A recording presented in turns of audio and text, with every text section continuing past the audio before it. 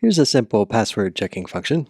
Let's set aside for the moment that no one should really be comparing passwords like this. You should always be keeping hashes of passwords and comparing hashes. Let's also set aside the fact that you might just use string comp. But string comp internally is going to be doing something like this. Check password takes the provided by the user password and its length.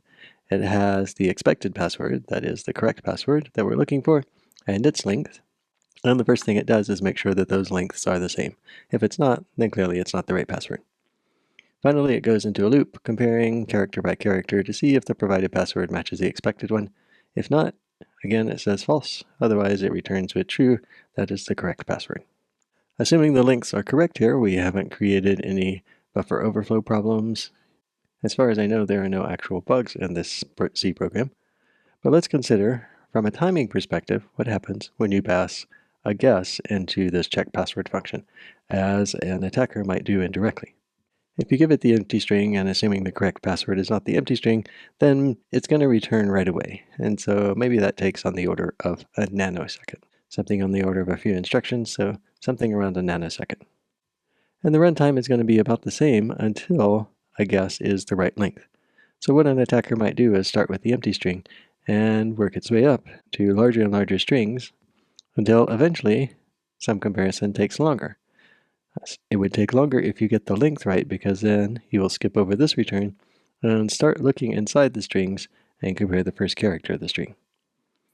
If an attacker is able to observe the runtime of this program to such a fine degree, then they'll be able to tell the difference between guessing a password that's the wrong length and guessing one that's the right length. And just knowing the right length of the password can greatly reduce the search space for the correct password. Even better, from the attacker's perspective, now that they know how long the string is, they can start guessing the individual characters, not randomly, but starting from the beginning. Because if the password doesn't start with A or B, then those will take the same amount of time to check, because they will both fail at the very first comparison here. But if we eventually guess the right first letter, then the loop will continue and compare the second character of the provided and expected strings, and so we'll be able to see that we got the first character right when the time goes up. Now we don't have to guess this first character anymore. We can keep searching for the second character, and so on.